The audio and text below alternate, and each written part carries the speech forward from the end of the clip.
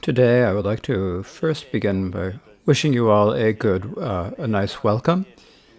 And today, among the verses of the autobiographical verses of Mikyo Dorje, yesterday we were speaking about the seventh good deed, how he practiced the path of the lesser individual. So I'll continue speaking about that one, and I'll also speak about the eighth good deed, how he practiced the path of a middling individual. Now, the root text for the seventh good deed, how he practiced the path of the lesser individual, is, if I have to remind you of it,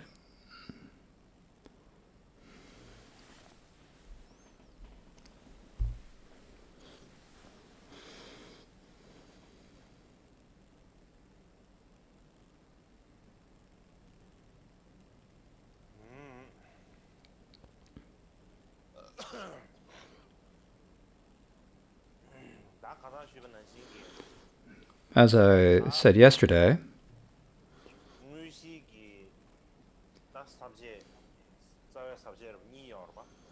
there are two main sections. Since the first of these is, there are two main sections. We've already finished the first, and so now we are on the second of these, which is how he practiced the paths of the three types of individuals.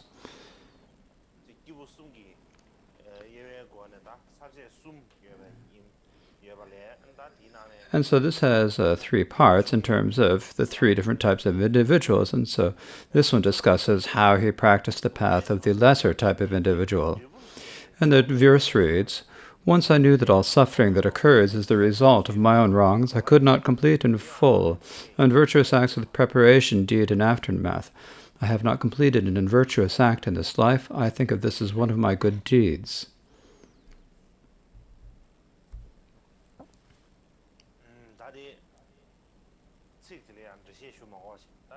And so I don't need to go through each word of the text. Now, I spoke about the meaning of it yesterday, and so to say a bit more about it again today.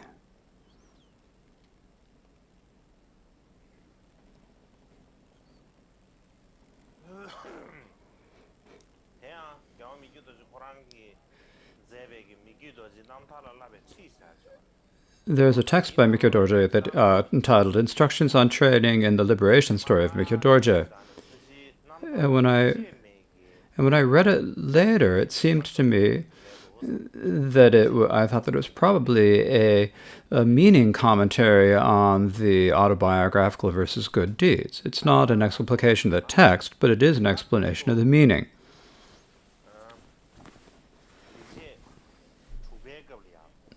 Now, in the sixth good deed, Mikyo Dorje spoke about going for refuge to the three jewels. And so the other than the three jewels who teach the path of giving up misdeeds and practicing virtue, no other sources of refuge can teach that path. And the reason they cannot see it, they cannot do it. The other sources of refuge are unable to actually see what are the critical points of what we should do and what we should not do. And the reason for this is that they have been wandering in samsara from beginningless time.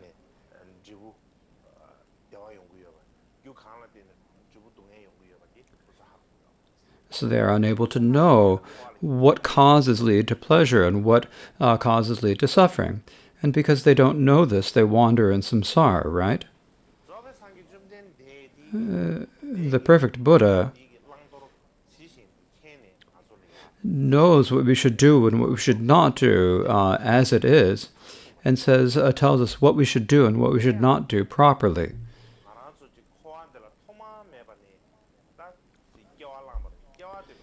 And we've been taking birth in samsara from beginningless time. Now, the actual nature, ultimately, it is free of birth arising, staying, and perishing, but we don't know that.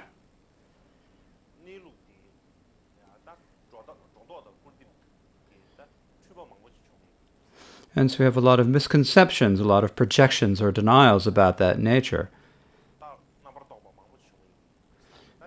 We have so many different thoughts, and for this reason,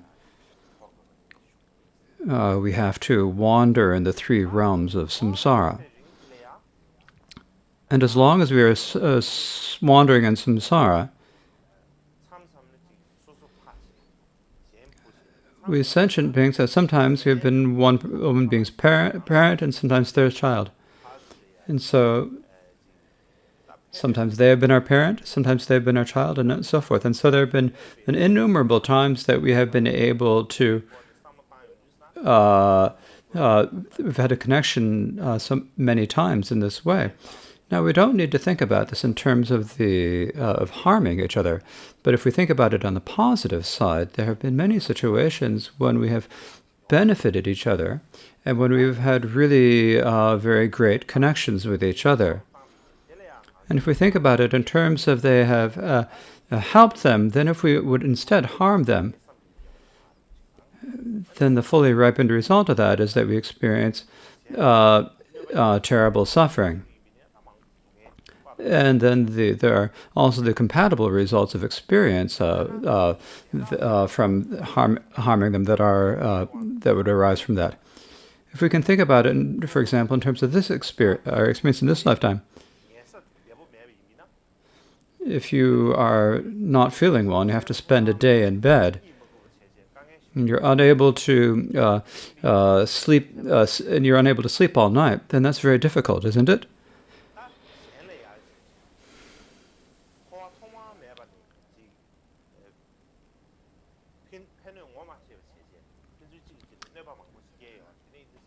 And so we haven't recognized how people have helped or harmed us throughout beginningless samsara. And so we inflict harm upon them. And because of that, we then experience harm as a result. And that's just how karma occurs, or how it occurs. And we have done many things that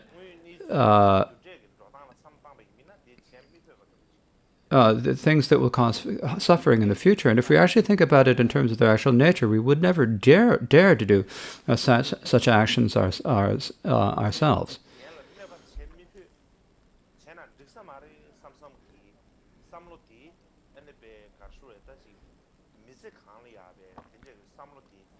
And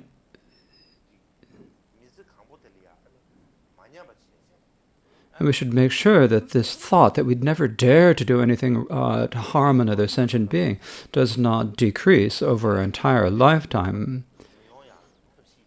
And we should also do whatever we can to make sure that such thoughts of harming other beings do not occur. And so this is what it says in Mikyo Dorje's instructions on the liberation story of Mikyo Dorje. But actually, until what has happened?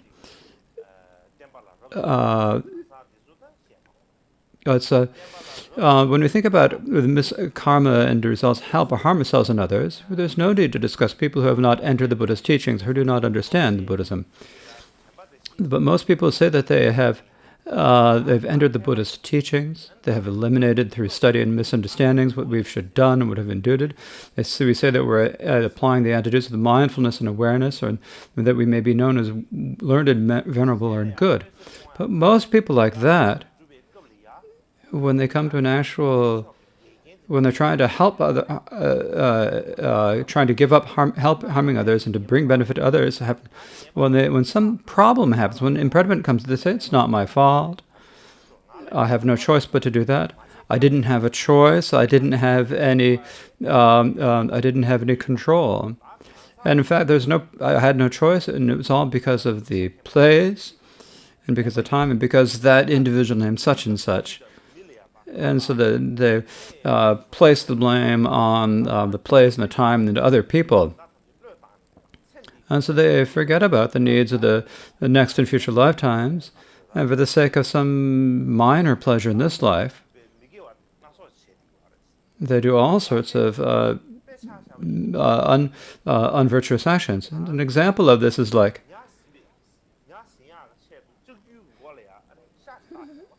It's like we put a piece of bait on piece of meat as a bait on a fish hook, right?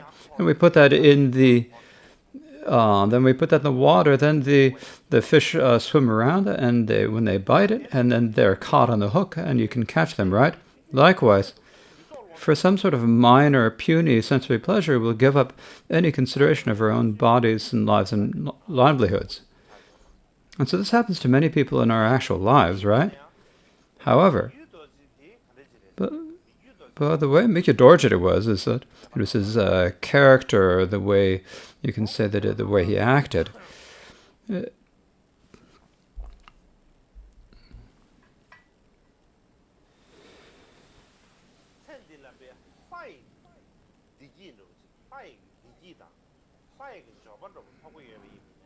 Is that even if it would mean gaining the pleasures of the gods in this lifetime, and gathering the happiness of the gods in this lifetime, he wouldn't do anything contradictory to the teachings.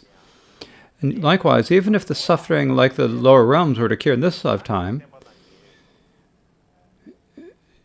he wouldn't do anything contradictory to the teachings to prevent that either. For example,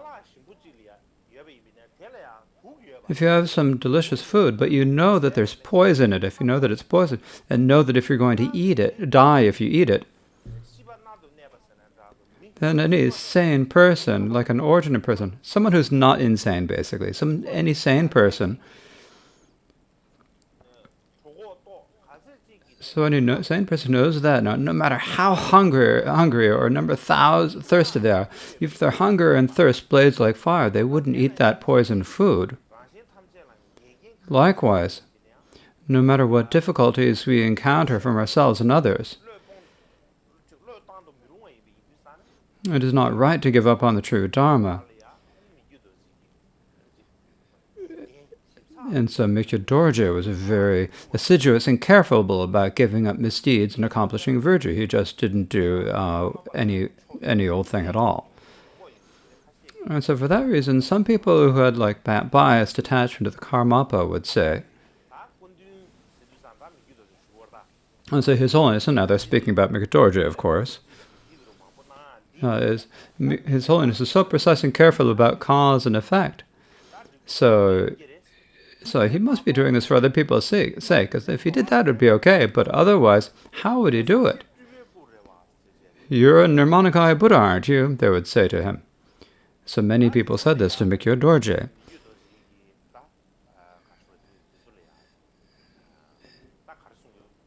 And what Mikyo Dorje would say to them in reply was, I said, I, Mikyo Dorje,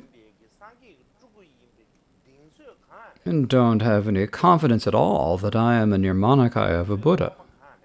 I don't have any confidence or any courage that I am a Buddha. For me to be given the title of Karmapa in this lifetime is not because I'm good at things or because I have the qualities of abandonment and realization. It is because the blessing of the activities of all the Karmapas and the Buddhas.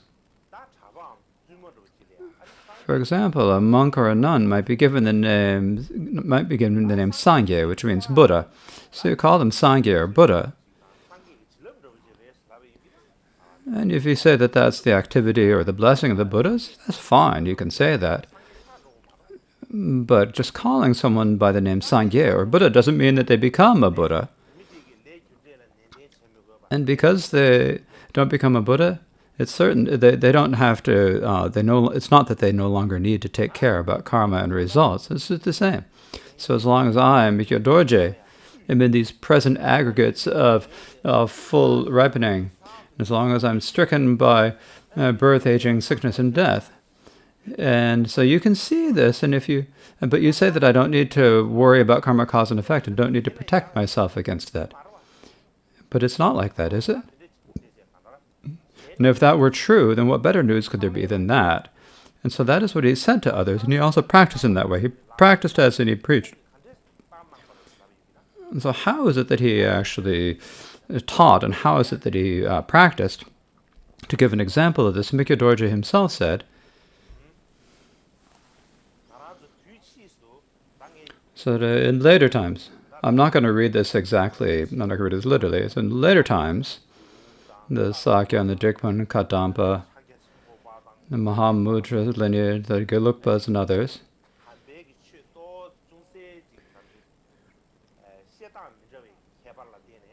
would teach the Dharma in slightly different ways. And because of this, different individuals, people will think, and so we different individuals, because you're thinking about different individuals in different schools who then start getting sectarian. And if we get sectarian, then we'll give up our all three vows of the individual liberation, the bodhisattva vows, and tantric vows. So how is that? It's because all the monks will then go off to battle. Not only when they do that, they'll also go to destroy the representations of the three jewels. They'll also take the monastics will take each other's lives. And they would also take away all of the support, all of the patrons and so forth who support it. And so they do all their such incredibly reprehensible misdeeds and bad actions. And so doing this completely destroys the Buddhist teachings and the community of the Sangha. And and what is the basis of this comes down to, this basis of the destruction of the teachings and the Sangha. It comes when we are getting really sectarianism about Dharma and individuals, when we get sectarian about Dharma lineages. So those people who actually have faith in the teachings of the Buddha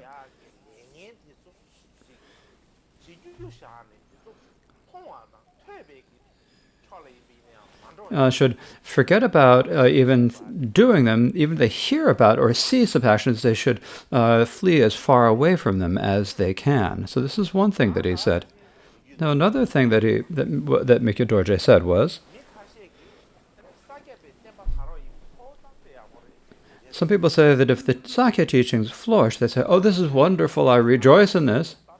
But if the Gelugpa teaches, they're sort of like indifferent. It doesn't matter to me if the Gelug teaches spread or not. But to be like that is a perversion of the way great beings made offerings and practice. So when the great beings of the past would make offerings through their practice and meditation, so this doesn't. So doing that does not match the way they practice. Particularly when we think about so actually, when you think about in our Lama lineage, we have Sakyapas and Gelugpas and Nyingmas in our lineage. So when you think about and so if we are acting like this, it does not become an offering of practicing to the lineages of the lineage of the Lamas.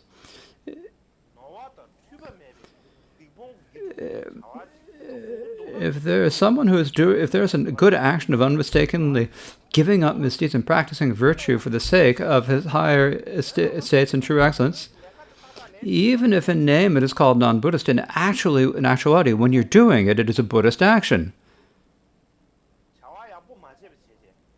If you don't do the good actions of practicing, giving up misdeeds and practicing virtue, but you do it the other way around, even if you call it a Buddhist action, it is actually worse than a non-Buddhist. It's not better, certainly. And so for this reason, dividing individuals and Dharma into factions, and then helping or harming them, helping your own faction and harming the others, and then still thinking that you're practicing the Dharma is what we call the kind of the four touches according to four traditions. So this is the same as acting according to your own wishes, according to desire and hatred and delusion, and so forth. And so it's basically me saying that you're acting out of attachment and aversion. You're doing an unvirtuous action, not a dharma action. And so this is what Mikyo Dorje said in his own instructions. So when we say in instructions, this means a text that teaches where he teaches the students what they should do and what they should not do.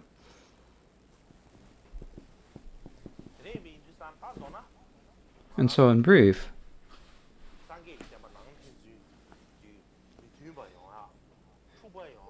all of the disharmony within the Buddha's teachings. All of the problems, all of the faults come from the attachment to external objects and to our internal mind. It's from our attachment, hatred, and arrogance, and so forth. This is what they arise from. And when Mikyo Dorje knew that, understood this, so while he was in eastern Tibet, and so in eastern Tibet, there were a lot of people who had faith in the Karmapa, and so his own side became very powerful and wealthy. And so when it came to harming other sentient beings, the misdeeds just naturally occurred. And so he left eastern Tibet and went to the region of Kongpo. Now, Kongpo, as I mentioned the other day, there were, as I said yesterday, the disputes between the Kaju and the Gelugpa, and Mikyo Dorje resolved this disputes and brought stability and peace to the kingdom. And it sounded very good in the words, but in actuality, everybody in his ritual started getting very they started to act very hectically, and they did more and more misdeeds. And so there was no other way to prevent this. So he left Kongpo and went to central Tibet. Now the reason he went to central Tibet is that central Tibet was actually a Gelugpa region. In central Tibet there were kings, and because there's a king, there were laws, strict laws, since the monastics also had to follow the laws, so they had less opportunity to do all sorts of different things. And so he thought that this was good, and so for that reason he went to central Tibet. There probably wasn't anyone who was inviting him in particular. It's just that Mikyo Dorje himself said that he wanted to go there.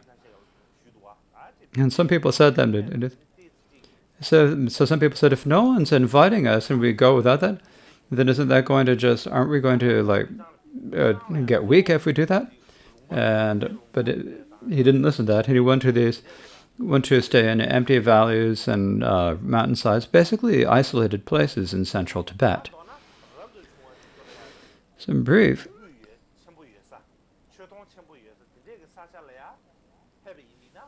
If he'd gone to a place where the monastics received a lot, were highly regarded and were thought of very well, then they would have a lot of sensory pleasures. And if they had a lot of sensory pleasures, they'd naturally have start to have connections of attachment and aversion. And if they had that, there'd naturally be a lot of disputes.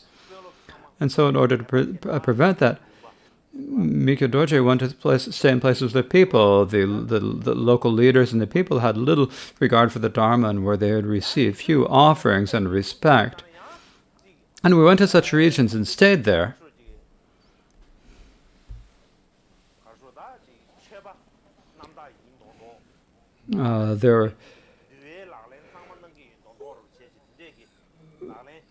When there were monks who had pretended to be pure in the precepts about the fetching water and observing the minor precepts of the Vinaya and so forth, and they pretended to be actual monks, even though they didn't actually have the qualities in this.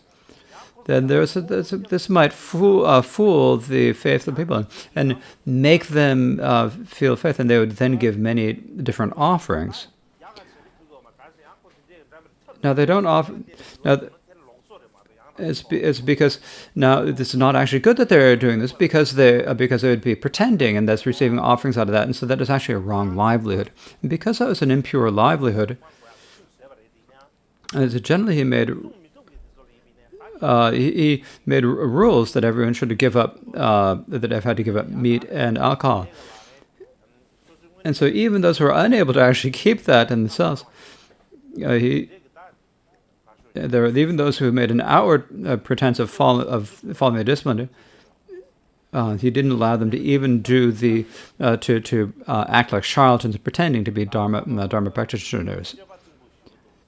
And so at that time, the people said, as the Karmapa and his disciples had behaved rudely and do not know how to get along in the world, they should behave like in the world. There are some good people, there's some bad people, there are all sorts of different people they don't know how to fit into society, they don't know how to make connections with people, and how to placate other people. So they don't know how to do this, so take a look at them. They don't have a lot of influence, and they don't receive a lot of offerings, right? So many people spoke like this. Similarly, the great monasteries with a lot of monasteries and seats, when they were to go from one place, one fault that happened is that as many animals were killed. When a great lama would go, a lot of people in the lama's entourage, and so they went to a place where everyone that had faith in them, then people there would want to offer them good food, and if you want to offer them good food, you have to kill some sentient beings, right?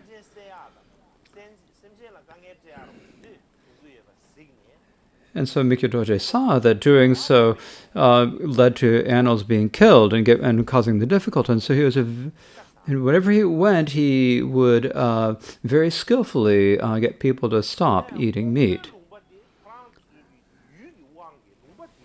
But in the region of Kongpo, because of the way that country, just because of the situation in the country, he was unable to stop people eating meat in the region of Kongpo.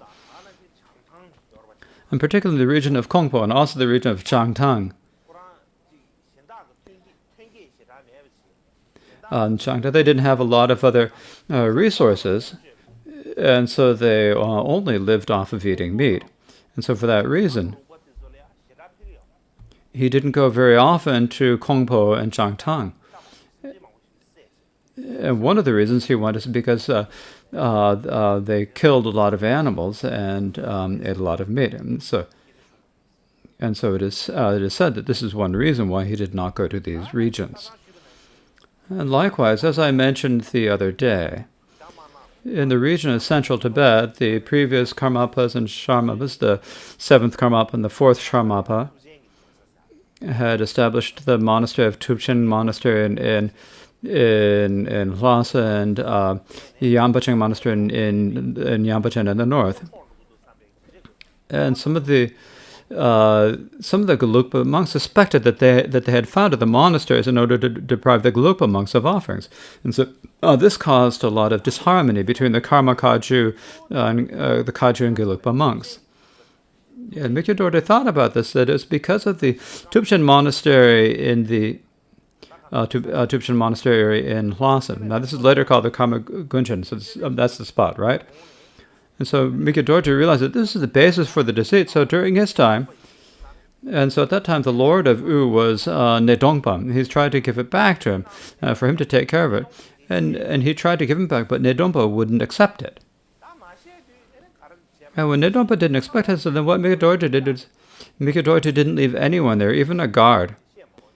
And we don't even need to mention a Sangha. He didn't leave even a guard there. And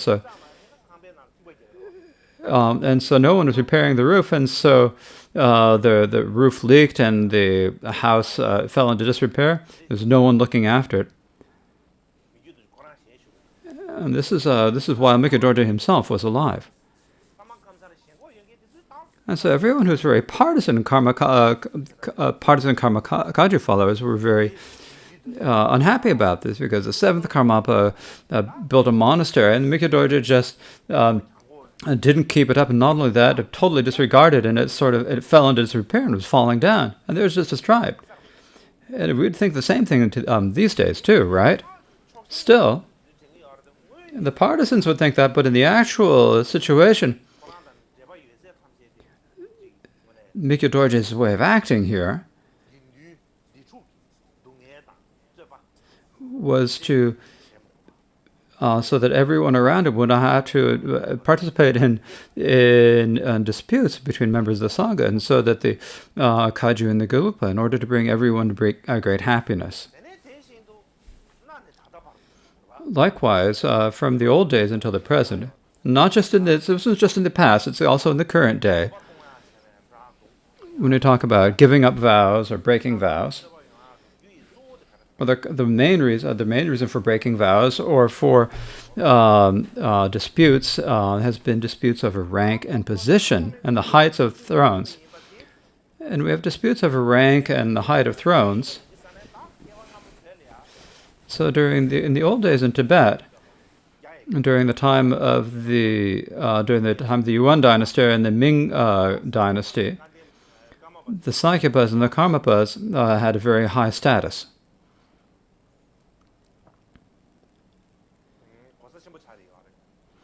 So the Sakyas, but later from the time of the fifth Dalai Lama, the Karma Kagyu, the Kagyu teaching distributed. But when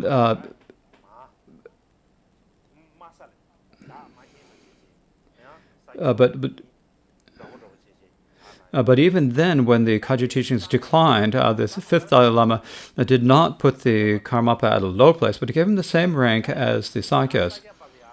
So at that time, the Sakyas and the Karmapas were about the same position, but later the Sakyapas did not have as much as a high regard and high position as they had it earlier during the time of the Mongol or Yuan dynasty.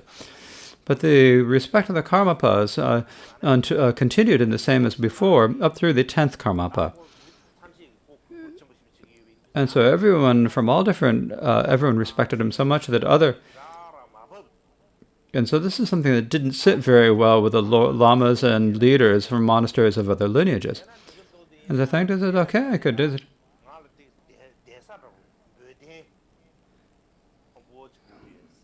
And so that's it. I got prostrated, and so I can't give them make a good seat for them unless they're going to give me a nice thick set of cushions, or I can't prostrate them, or can't do it. The question of a lot of things, whether it's like whether you should stand up for them and prostrate. For some, sometimes you give the kata, and so it's like you receive a kata from one, give another, and so this is another protocol. And third is, if they're two people of the equal rank, they prostrate to each other, and this is very difficult. It's very annoying, and so there's many difficulties about this.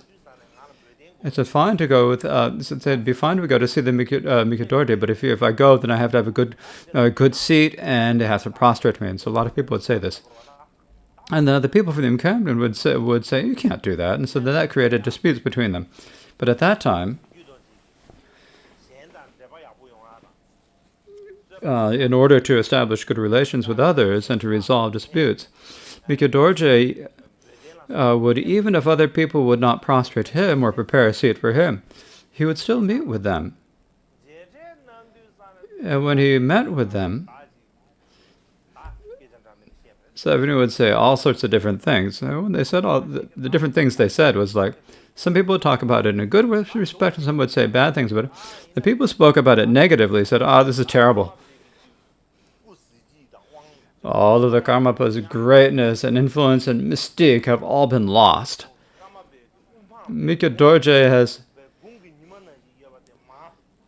The Karmapas used to be in a position like the sun in the sky, and now it's been brought it down to earth. He's like harmed the teachings. This is terrible. No, what other people spoke about it well said, the Karmapa is Avalokiteshvara who's come to benefit beings. No. Even if the other doesn't prostrate to him or prepare seats for him, when he prostrates to them and makes seats for them, he says this is a way to gain influence over them, and this is the action of a bodhisattva. So they'd praise him for it.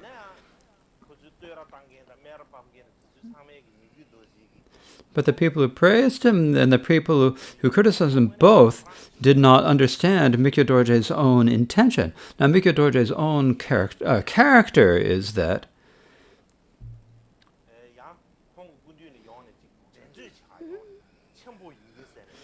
when someone would come trying to compete with him and try to see that he was greater or better than him, then Mikadorje wouldn't specifically put himself in an especially low position.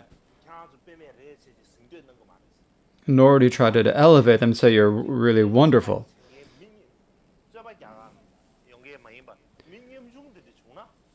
Even if there were ordinary people who came, even if they didn't show him any sign of respect, he'd still treat them well. And so he'd try to find the balance between falling into either extreme.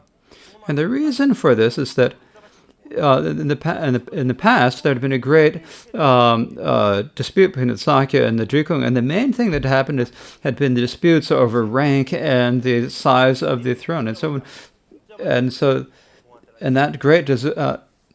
because of that great dispute over rank and the threat of Hun said that developed into large conflicts, and that created a lot of harm for the teachings of the Buddhist teachings. So there are many reasons to prevent that from happening. And so, seeing that, Mikyo Dorje acted in the way that he did. Like also, there is a story about the past lives of Mikyo Dorje, written by Mikyo Dorje himself, and what it says in that is, it's kind of strange actually, but I'm not going to read this word for word, but I'm going to explain the meaning of it. In the past of the previous Karmapas, in the time of the 5th and 6th and the 7th Karmapas, there was the Sakya Goma, the Sakya, there's the Shitot Ladrang. They wouldn't send letters, but for me, Mikyo Dorje, the Sakya Shitot Ladrang sent me a letter. Not only did they that, at the end of that, it said it had the words Kien Kien. It said very, very respectful words. So they're showing me great respect. When they showed me that respect, I thought to myself, oh, I'm very fortunate. And the reason for that is that because such great beings don't do that for no reason. They have reasons to do that. Since the people up to the Sakya Goma think that because the Sakya Goma is paying respect to me, some people say, "Oh, I must be." They give me a lot of respect because of this. But some people don't like it. They get jealous.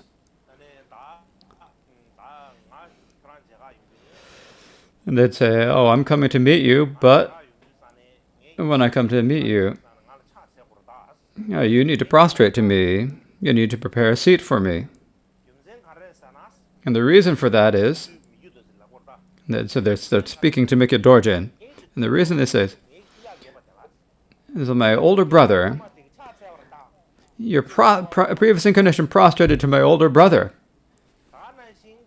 Likewise, I'd say, they prostrated to my father, or to my mother, or to my wife, or my grandmother, or my sister. Your previous incarnation prostrated to them, right? And so you have to prostrate to me too, they say. And Mikyo Dorje, now I don't know who it was who was saying that. I'm not sure who it is, but there was someone who came and saying this. When that person came, then what Mikyo Dorje said, "Oh, you have no reason to say that," he said. Because who are you saying are my previous lives? You're talking about my previous lives, right? If you're talking about the previous Karmapas, if you're speaking about that, then it's possible that they could do various different types of actions to tame sentient beings. It's possible they could prostrate to someone, but in general, the Karmapas are Buddhas.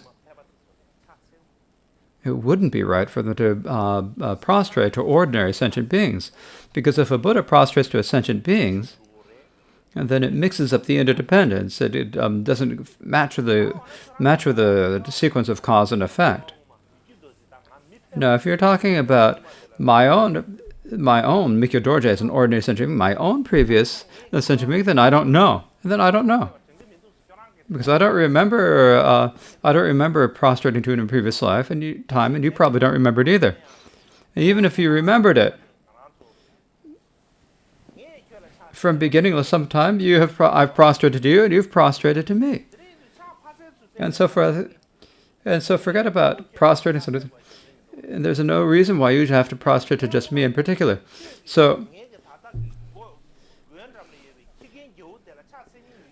And so for that reason, in a previous lifetime, you have probably prostrated to the old guard dog who's sitting by the gate to my door.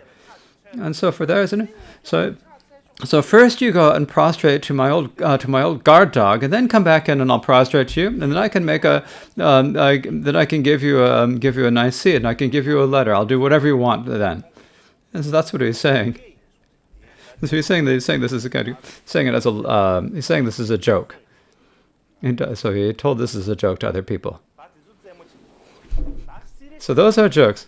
Now, when you go to the serious bit, I'm talking about the actual facts. Then, what Mikko Dorje said is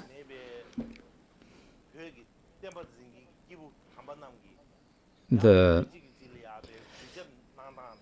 past great abbot told us that the teachings would appear to have disagreements over the ways they paid respect to each other through seats or prostrations or so forth. So it seemed that there would be these disagreements or disputes or fights between them on an external level. For example, there was a Taglan Saja Yajun, who was a very famous Lama.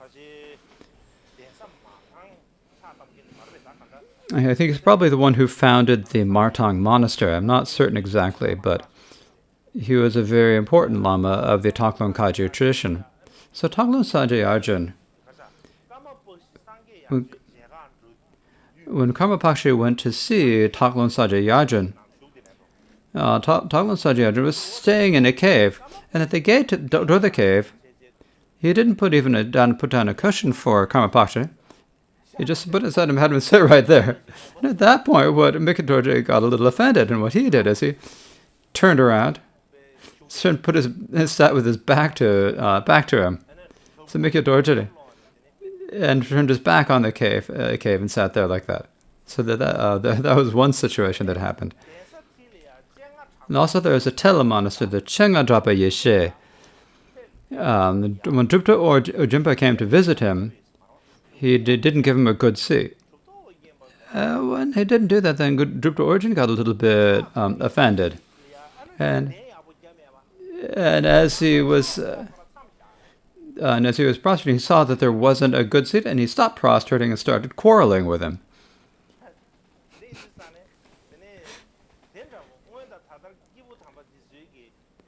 So the past and current great beings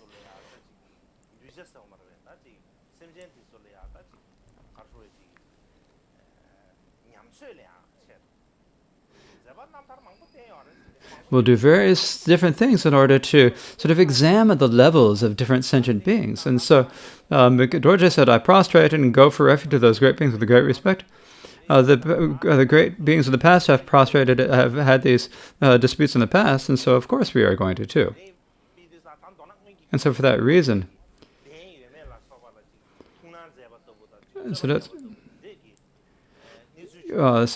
so we cannot say that there are many disputes in the past between scholars and practitioners and masters over seats and offenses, but we can't and so forth. And we can't say that necessarily all offensives. But the disputes that arise solely from the power of detachment and so forth are the basis of greatness, as we can see very clearly in the estate. Now, there's also quite a bit about this in the Mountain Dharma by Karma Chakme. And we talk about how do we think about positions and the height of thrones and so forth in Tibet. The reason it came about was that in Tibet there are the Mongol kings and the Chinese kings. When they would invite the emperors would invite the Tibetan lamas, they'd give them high titles, give them a high position, and would give them different colored cushions and different colored seals and stamps. And for that's how they got that sort of status. Before that, there was no such were no such privileges and status.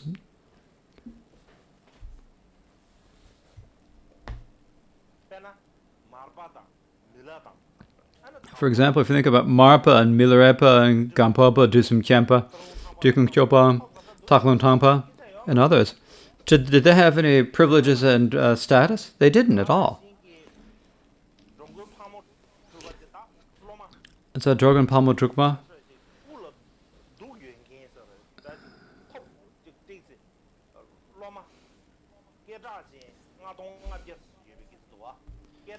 So he had 5,000. He had 5,000 very well-known, famous students, and who's giving teachings to them? Drogon Palmo Drukma had only a small seat of had a skin seat. It was a very thin skin seat that he's sitting on, or a hide, an animal hide seat. Now, in our Vinaya, there was no seniority in terms of place, of position, and so forth. But in the Vinaya, it's all in terms of seniority of taking the precepts. Now, in the Vajrayana, there's seniority in terms of realization, but there's no other situation position. In the places where the great monasteries in central Tibet, there's so many monks that they have a tradition of doing what they call the fast. And they also said that the way that this worked is that everyone would stand outside of the gates with the gates closed, and then they would open the gates, and everyone would rush in, and whoever got to the front got to sit there. So I think this is actually has probably a seed, and there's a seeds of this in the Vinaya, but other than that, there is no reason. It's no tradition of doing this. But later, there were the positions of giving people the different ranks, people of different ranks in the in different positions in the ranks. And so this is there was a student of Chiba Sungye, and so there are 8 major students of this, and one of these was Tsangapa Tsundru. Tsangapa Tsundru was a very learned master. So one time, he went to a great monastic college, and when he was there, there were great disputes over the ranks, and so he didn't have any place to sit, so he didn't go any place to get. He had to sit back with the servants, and so he was a little bit. So he's got a little offended. They're thinking, now I'm such a great scholar, and they're criticizing me. So the next morning, what he did then is, before he got up, what he got? He got a donkey. So he took a donkey, and he put the 3 dharma robes on it, and he brought it into the temple, and put it at the head, and tied it to the pillar at the front of at the head of the ranks. And so everyone came in the next morning. They think, what's happening? Why is there a donkey there? And so then when someone's saying, what is that? And what Tsangapa said is,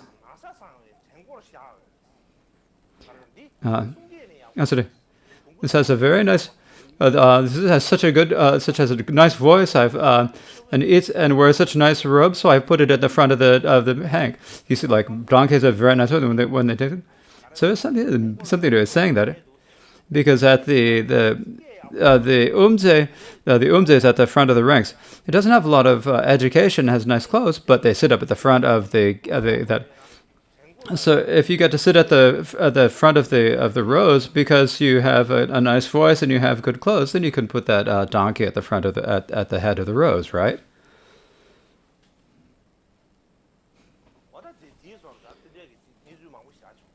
And so there are a lot of events similar to this one.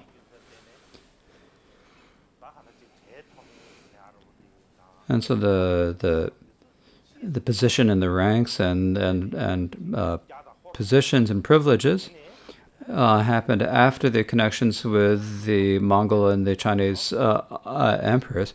But before then, there was no question of privilege or rank.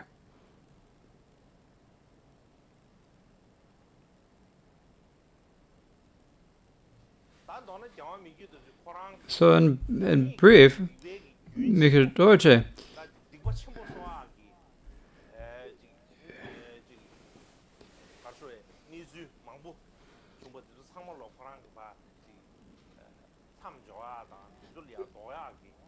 in order to tried in many different ways to prevent and to stop the great stream of misdeeds within himself. And he also did what he could to sever that stream of misdeeds within others as well.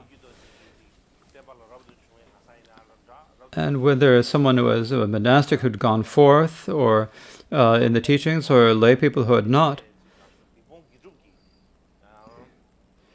he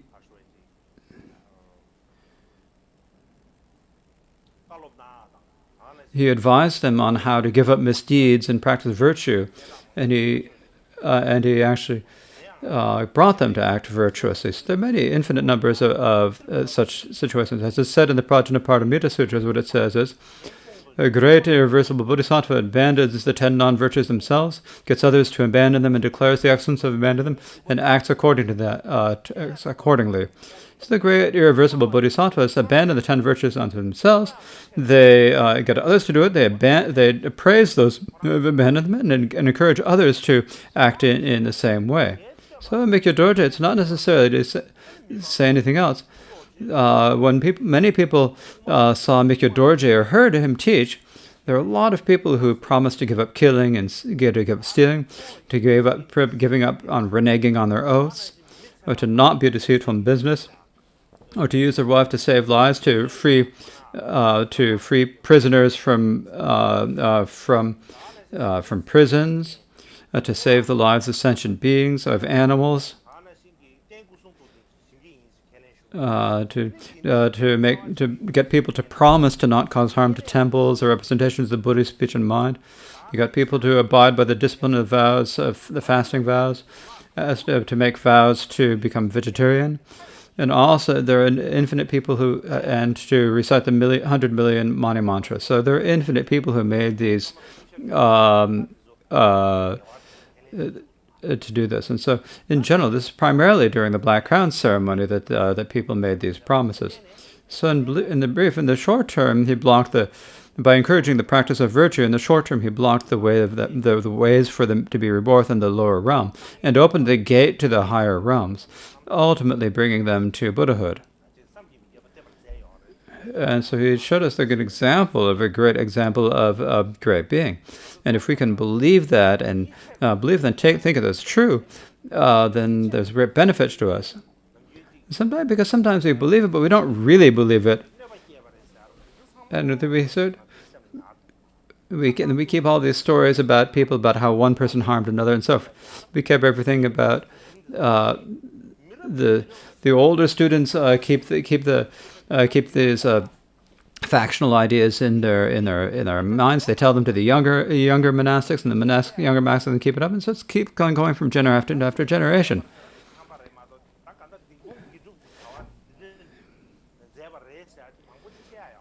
So, but very few people talk about how people do the good deeds of giving up misdeeds and practicing virtue.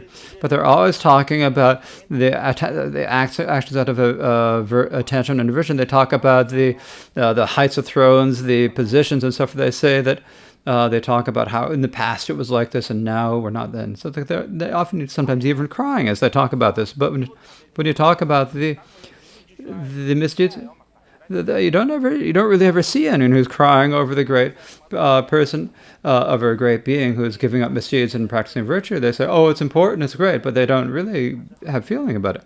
And so for that, you need to know what is the real liberation of a great being, and that is what we need to look at. So, being factional, trying to get high ranks and positions. And criticizing great beings, these are things that we should consider as not being good, as not being authoritative, and so we should avoid these as much as we can. So that is enough for right now. We will take the break.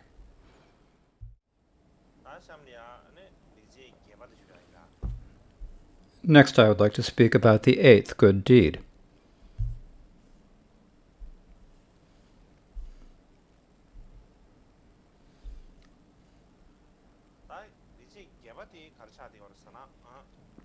Now, the 8th good deed is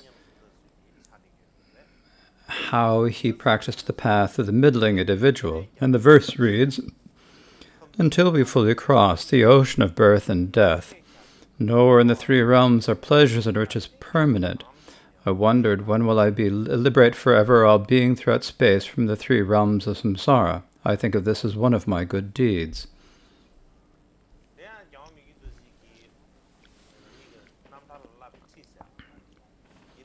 So now in Mikyo Dorje's own Instructions on Training and the Liberation story of Mikyo Dorje, to discuss in brief, it says in above, when he'd been speaking about the path of karmic cause and effect, which is the path of the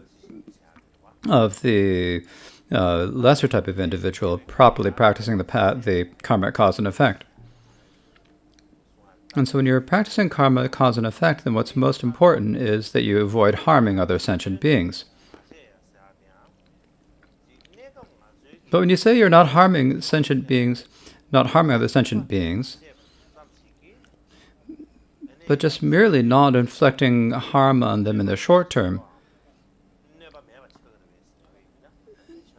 does that mean that that other sentient being is free from harm or liberated from harm? It does not mean that. And this is because that other sentient beings in their own continuum,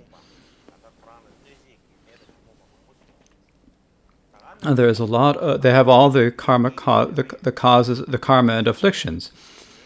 And also, the other sentient beings with whom they have karmic connections and who would harm them. And so there are infinite other sentient beings with whom they're connected through karmic cause and effect. And what is the root of harming other sentient beings? We need to give that up.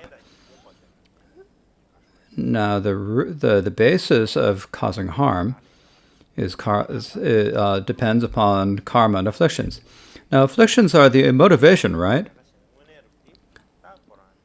The actual action is the misdeeds that we do. The actual karma is the misdeeds. So if we do not do bad karma,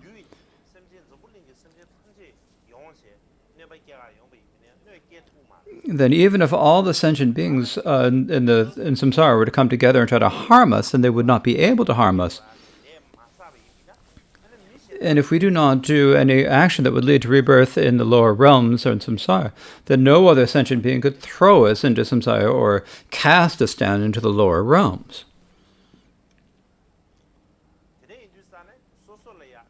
And so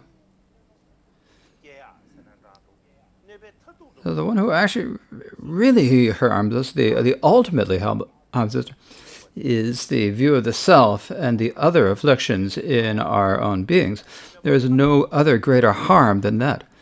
That is the fundamental harm or the fundamental cause of our harm. But up until now, we haven't seen the afflictions such as the view of the self as being enemies or as being the cause of harm.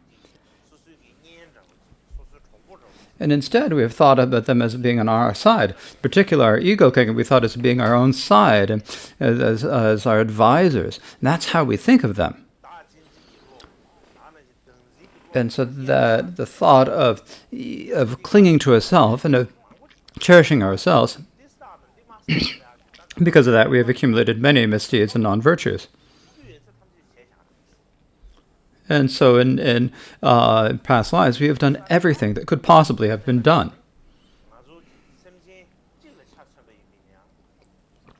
So if we think about even any one sentient being,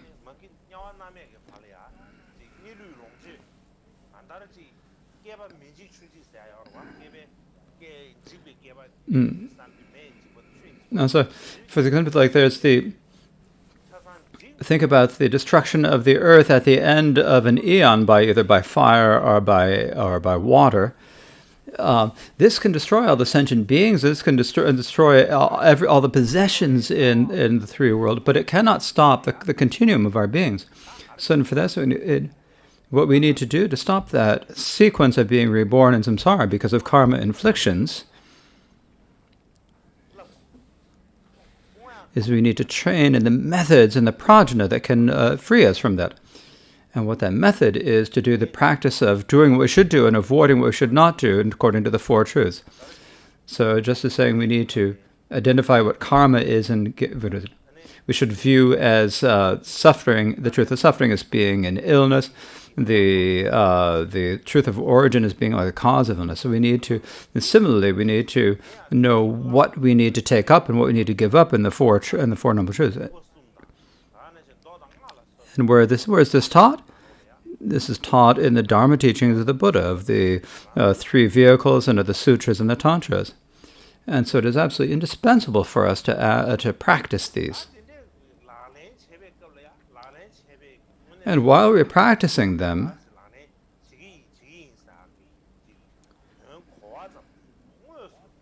we shouldn't just say, oh, I'm practicing them, have a mere understanding them.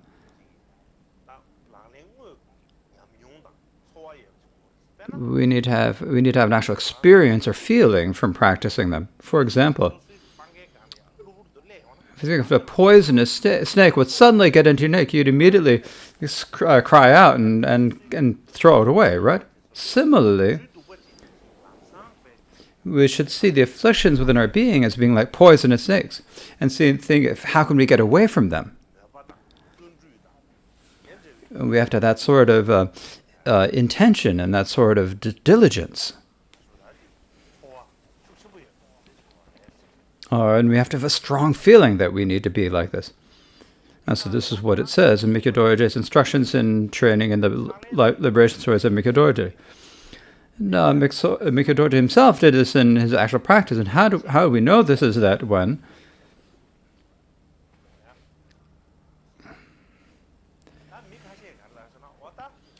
some people would say to him sometimes, oh, someone died. Some person maybe named Tashi died. And after they died, he was probably freed from the lower realms and has probably achieved the level of a universal emperor. And so people would come and say this to him, right?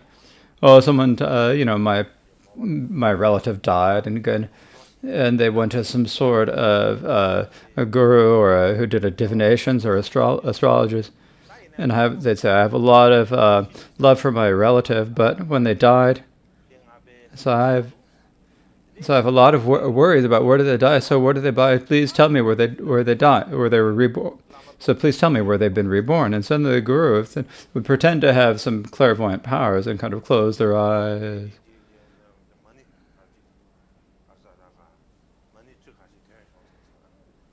Recite a few tens of thousands of monies and make some and you give me some offerings and I'll let you know. And then they'll say, oh, no problem, they say. Then a few later, and they'd come back, they'd go back and say, I've done everything you asked now. They said, now if they still want to get a little more, they'd say, it's still not quite. You need to give me a little bit more. You need to give me a little bit more, is what they'd say. And if they think that there's not much, and if they think that there's some sort of a bigger response we need to get, you say, oh, there's no problem at all. Nope, nothing. It's freed of the lower realms. And it's been reborn near the god Indra. Or it's been born in a lotus in the realm of Sukhavati, or something like that. When they say that. And so when people would come and tell this to Mikyo Dorje, and when they'd say that, then Mikyo Dorje would say,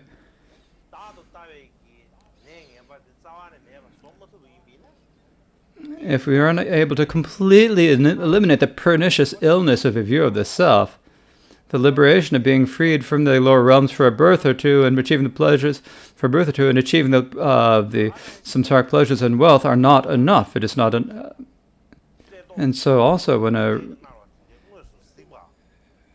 you'd actually see someone who is afflicted from hunger or is suffering of hunger, when you'd see someone who had nothing to eat and no clothes to wear, no shoes for their feet, no hat for their head. And when he saw people in such desperate situations, or when he'd hear about them, he would really worry about it deeply, just as if it were happening to himself. Later, when he'd hear that the person was in their situation a bit better now, then at that point, it is they're freed from that at the time being, but does that count as real liberation?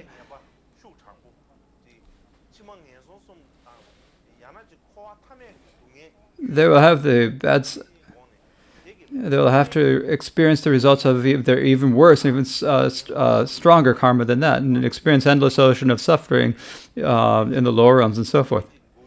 And so, so you get a real sort of an illness where he would be so worried that he'd get dizzy and unable to think clearly.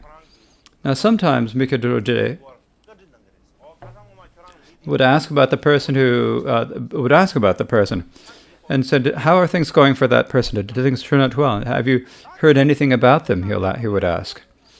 When he'd ask about them,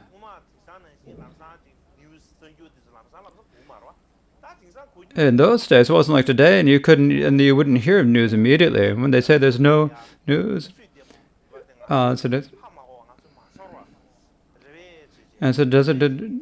we don't really know it, or we don't sense it when all other sentient beings sink into the ocean of samsara, of suffering, do we? Or he would say, until they're liberated forever from samsara, then no matter what we do, it's not really going to help.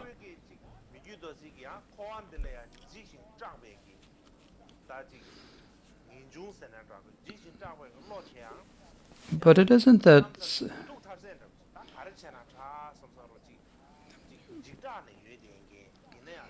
But sometimes it wasn't as if he was afraid of the suffering of samsara and feeling as if it had nothing to do. It's like that he just didn't know what he could do to help other sentient beings. It wasn't like that at all. He was afraid of samsara, and he had a very strong feeling that he had a great feeling of fear of the suffering for himself.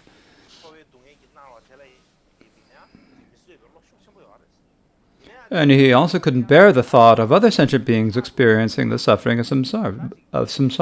But sometimes when you have a thought like that and you see a really bad situation, sometimes you have nothing to do, you have a lot of fear, you don't know what to do, and you're unable, you don't know where you should go, you aren't able to sleep at night, and your food loses all flavor. That's what happens to us. But it wasn't like that for Mikyo Dorje. Instead, what happened? He said, the way to free yourself from the suffering is what the Buddha taught. And so he'd study that. And the method was practicing the Four Truths. And the prajna would hear the prajna of realizing the two types of selflessness.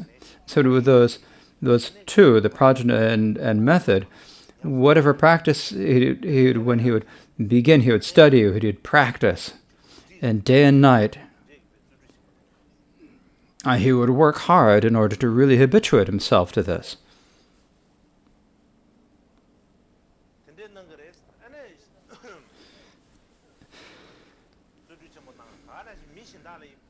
And so he was extremely diligent.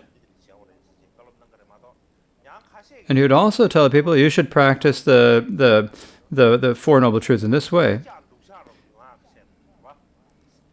Some people would say that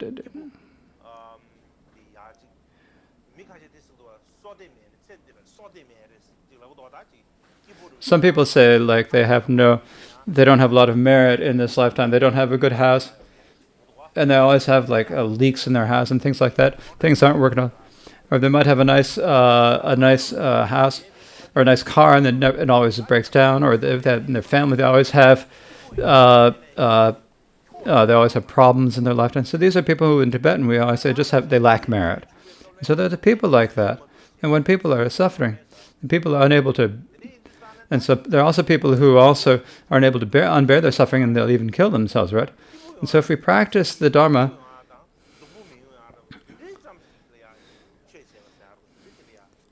if we're practicing the Dharma merely to be happy in this lifetime, or they understand practicing Dharma is to bring happiness in this lifetime and to be free of suffering in this lifetime.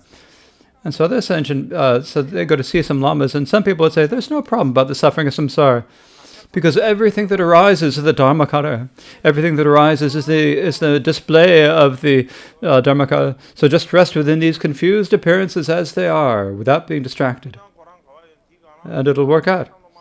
And so rest in the confused appearance themselves, and everything will work out. You don't need to worry about anything. Just sit there. Some people speak like this. And some people, what they say is, they just aren't satisfied. That's not, if there's no, that's a kind of ridiculous.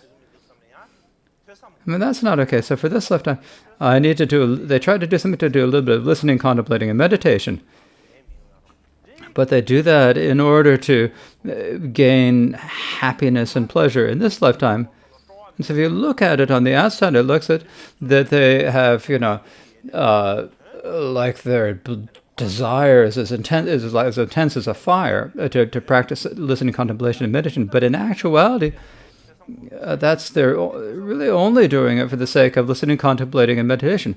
But that listening, contemplating, and meditation would then be pointless. And the reason for that is when you practice the listening, contemplation, and meditation in Dharma is in order to achieve liberation in the state of Buddhahood, not for the state of this lifetime. And so for this reason, there's no need to do there's no need to do study and to listen, contemplate, and meditate on the Dharma for the sake of this life. There are many other things you can do. And so Mikyo Dorje himself would never do such actions himself.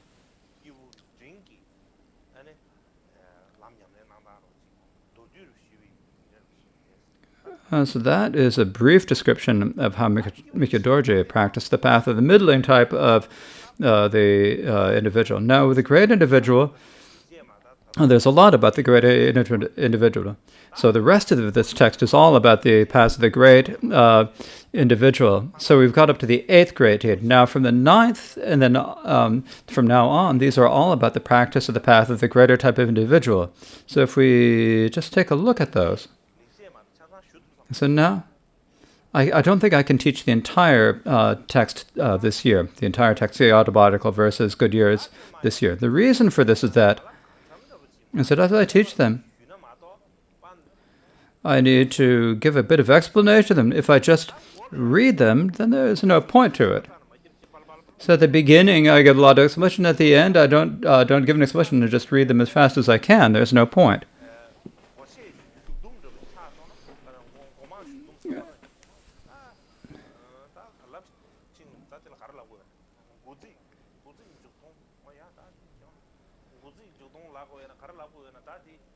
So at some point, we're going to have to.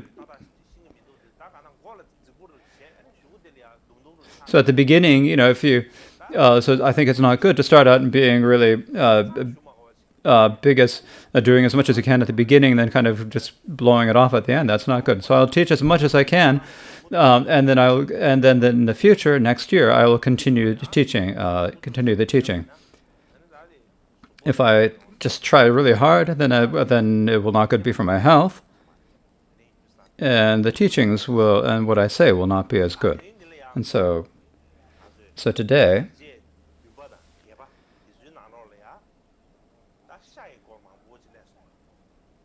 we've had a lot of discussion about meat in the 7th and 8th good deeds. So Mikyo Dorje often prohibited the eating meat. Now Mikyo Dorje himself, as I mentioned the other day, I've explained this already. There are many reasons for stopping to eat meat. Now, from one perspective, is that in the Kaju Great Encampment, during the times of during the previous Karmapas, the meat and alcohol were not allowed to be brought into the Great Encampment. And when I speak about the Kaju Great Encampment, I'll speak about that in more detail. So in the past, there's already a tradition of not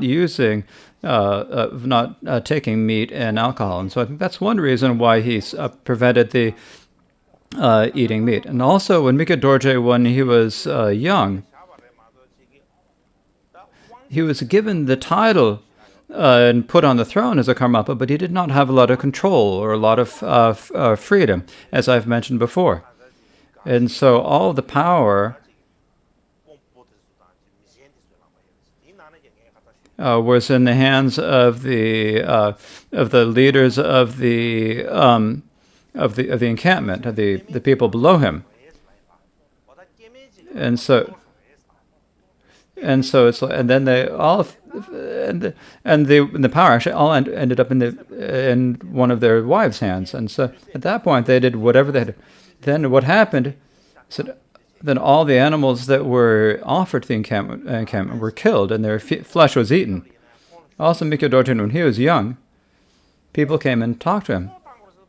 So we need to have ganachakras. And we have a ganachakra, you have to have meat and alcohol, right? And so how is it if we each have a big piece of mutton? And Mikyo Dorjin said, that doesn't work at all. You can't eat the mutton during that. So from the time that he was young, even when he was at a very young age, Mikyo Dorje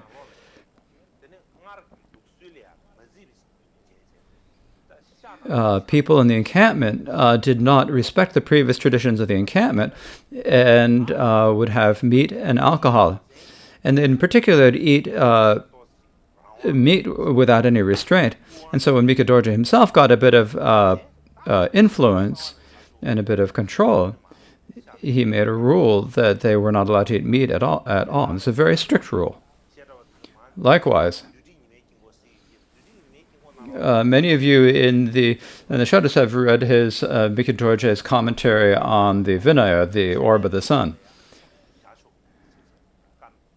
For example, when he said, even when we do the Mahakala pujas at the end of the year, we cannot include meat in those offerings. So he speaks about this very clearly there.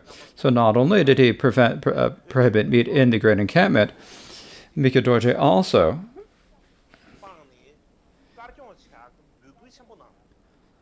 encouraged everyone all over Tibet to become vegetarians. And when we look at the index of his collected works, what it says, there is advice on to the people of Tibet how it is inappropriate to eat the meat of those who lack of the defensive animals. But now these texts are ones that we do not have, so we can't get them. I hope that we can get these soon, and if we can, then there'll be something we can speak about.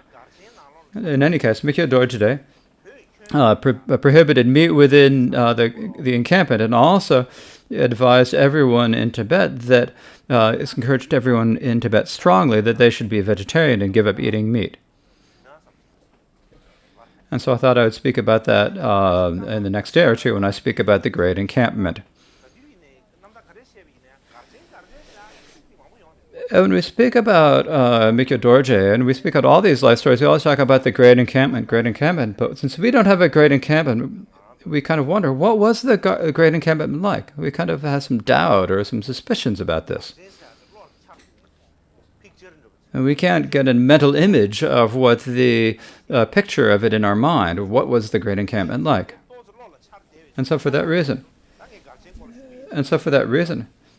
I've been saying I'll be teaching about the Great Encampment, but teaching about the Great Encampment is not so easy because the events with the Great Encampment, the situation is not contained all in one text. It's in one text. It's they're a little bit in many different texts and the different life stories and stuff. Then to gather it all together, it's not so easy. But I thought maybe I'll try tomorrow. If I don't teach about the Great Encampment tomorrow, tomorrow, then it's probably because that I'm not human, then I'm a dog. So I have to give myself a bit of push.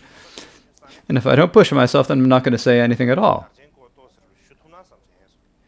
And so tomorrow I thought I'd probably speak about the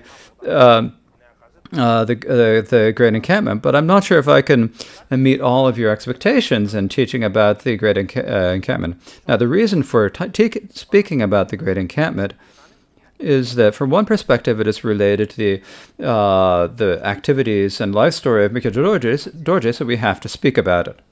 And from another perspective, we need to know what are the reasons why the Great Encampment was first formed.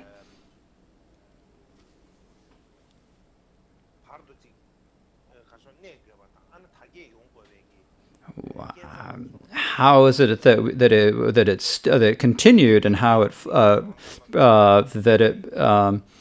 flourished in the middle, and then when we understand this, I think we'll well, I think we'll understand better what Mikyo Dorje's intentions and what his actions are. And so I think we have no choice but to speak about the Great Encampment tomorrow. And so that's it for today. And now we'll recite the prayers.